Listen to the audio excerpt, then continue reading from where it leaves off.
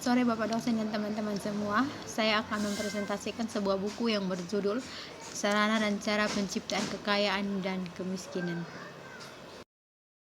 Perkembangan terkini dalam antropologi, etnografi, sejarah ekonomi, dan berbagai bidang ilmu lainnya memberikan kesaksian tentang kompleksitas dan keragaman cara manusia secara historis mengatur hubungan mereka untuk membentuk komunitas dan membangun institusi.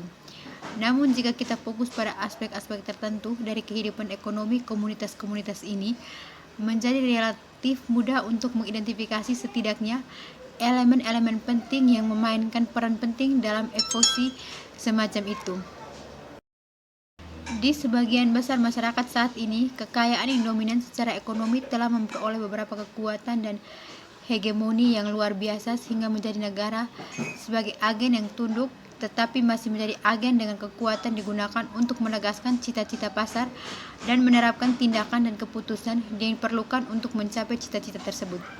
Skenario ini disebut di sini sebagai laissez-faire atau neoliberal model organisasi ekonomi sosial yang dalam praktiknya diterjemahkan mencapai hubungan dialektika antara kekuasaan dan kekayaan.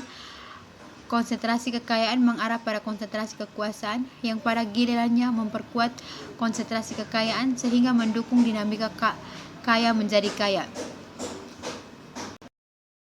Padahal dalam literatur yang lebih baru, kaum neoliberal berbicara tentang kecil, pemerintah dan selalu berusaha untuk menyamakan gagasan pasar yang bebas, mengatur diri sendiri dengan tidak adanya negara. Pada kenyataannya, mereka menyerukan pemerintah yang besar dan nada di mana dengan semua kekuatan diperlukan untuk memastikan bahwa prinsip-prinsip laissez-faire diterapkan ditaati seperti ini.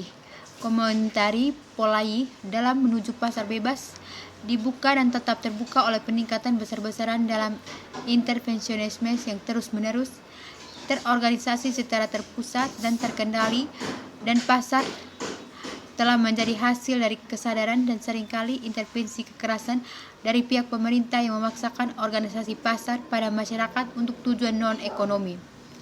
Upaya sadar dan gigih untuk menggunakan negara untuk mempromosikan dan memaksakan sistem pasar selama lebih dari 2 abad sekarang dengan jelas memberitahu kita dua hal.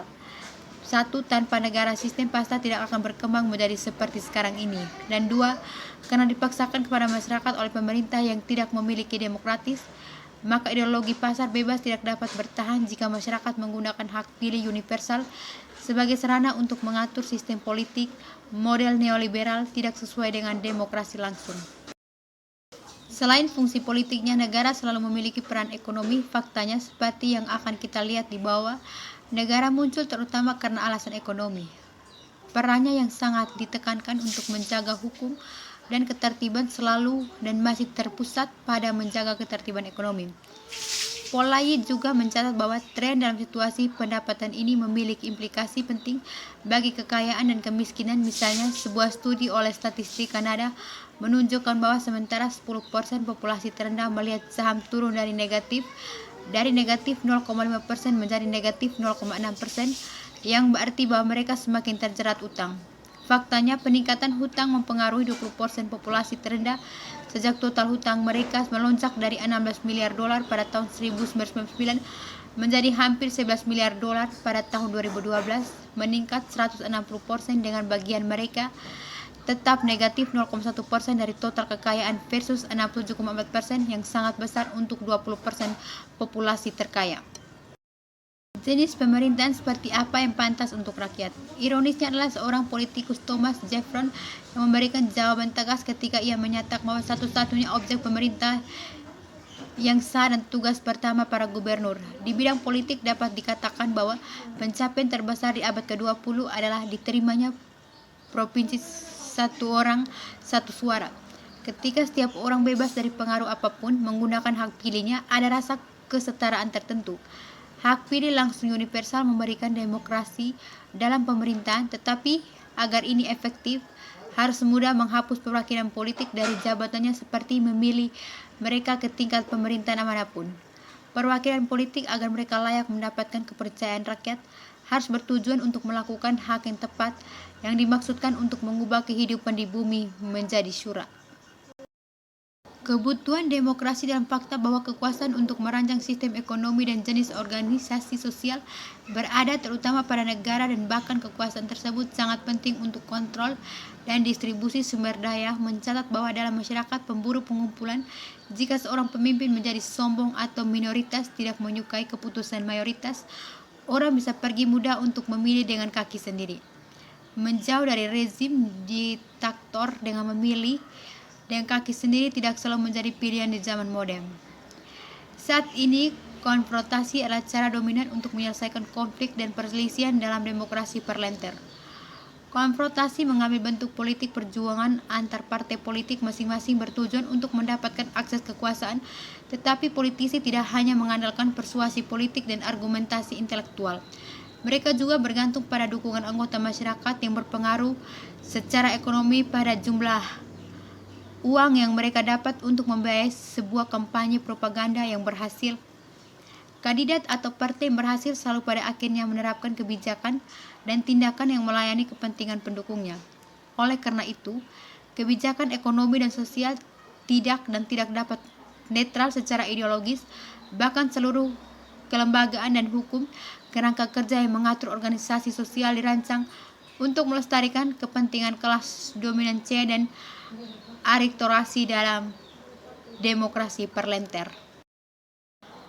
Tocqueville kemudian menambahkan bahwa sementara aristokrasi memiliki kekayaan permanen dan karenanya kekuasaan permanen pada elit yang mengakar, masyarakat demokratik menawarkan kesempatan yang sama bagi setiap orang untuk menjadi kaya, yang membuatnya percaya bahwa dalam demokrasi orang miskin berada dalam kelompok kecil. Tocqueville menekankan bahwa dalam masyarakat seperti itu, orang kaya tidak memiliki hak istimewa yang menarik perhatian kekayaan mereka sendiri, tidak lagi tergantung dan diwakili oleh tanah sulit, dipahami dan seolah-olah tidak terlibat, dan itu mereka gabungkan setiap hari dalam kerumunan yang kembali terus-menerus. Jadi mereka tidak membentuk kelas terpisah yang dapat Anda definisikan dan rampas dengan mudah, dan karena terlebih lagi orang kaya terikat oleh 1000 benang rahasia dengan massa sesama warga, mereka orang-orang hampir tidak dapat berharap untuk menyerang mereka tanpa memukuli diri mereka sendiri.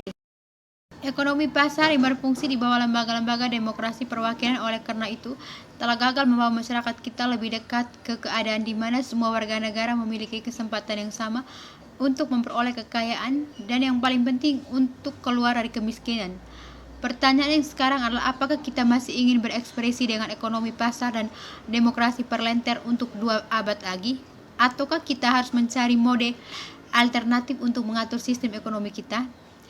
Pers tampaknya memiliki keyakinan bahwa kapitalisme laissez-faire ala Amerika masih dapat muncul apa yang disebutnya mass blooming, yang ia definisikan sebagai instrumen kepentingan publik, dan Stiles telah mencapai kesimpulan bahwa kapitalisme laissez-faire membahayakan masa depan kita dengan mengubah dirinya menjadi oligarki yang melayani kepentingan orang super kaya sambil mengutuk massa ke dalam kemiskinan yang tak tertahankan. Salah satu konsep kunci dalam ekonomi neoklasik adalah kelangkaan ini digunakan untuk menjelaskan penentuan harga di pasar barang dan jasa tingkat tinggi, suku bunga, nilai uang, dan alokasi semua sumber daya secara diam-diam menjelaskan masalah distribusi kekayaan dan pendapatan yang tidak merata. Gagasan kelangkaan meresapi pemodelan neoklasik sedemikian rupa sehingga sebagian besar buku teks pengantar mendefinisikan bidang ekonomi sebagai studi tentang alokasi sumber daya yang langka di antara keinginan yang tidak terbatas, sehingga mengurangi masalah ekonomi umat manusia menjadi salah satu kelangkaan. Singkatnya, kelangkaan adalah dasar dari seluruh sistem pemikiran neoklasik. Masalahnya bagaimanapun adalah bahwa keberadaan kelangkaan selalu diasumsikan tetapi tidak pernah terbukti.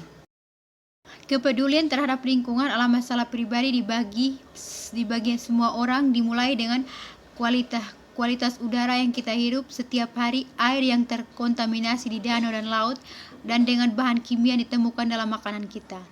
Kontaminasi beracun seringkali merupakan produk sampingan yang tidak diinginkan dari aktivitas industri saat membuat barang dan jasa atau mengekstraksi sumber daya dari bawah tanah dan mode seperti fracking. Dalam beberapa tahun terakhir, perubahan iklim telah menjadi perhatian utama bagi para ilmuwan, pembuat kebijakan, dan warga biasa. Sebagian besar pencipta lingkungan bersedia mengabaikan pertumbuhan ekonomi dan mengejar pembangunan berkelanjutan. Strategi ini konsisten dengan tujuan transisi yang lebih panjang dari ekonomi berbasis bahan bakar fosil menuju ekonomi hijau.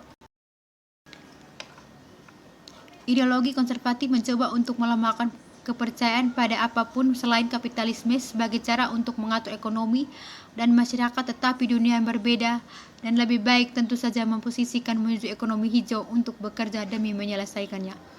Sekian dan terima kasih. Itulah hasil presentasi dari saya.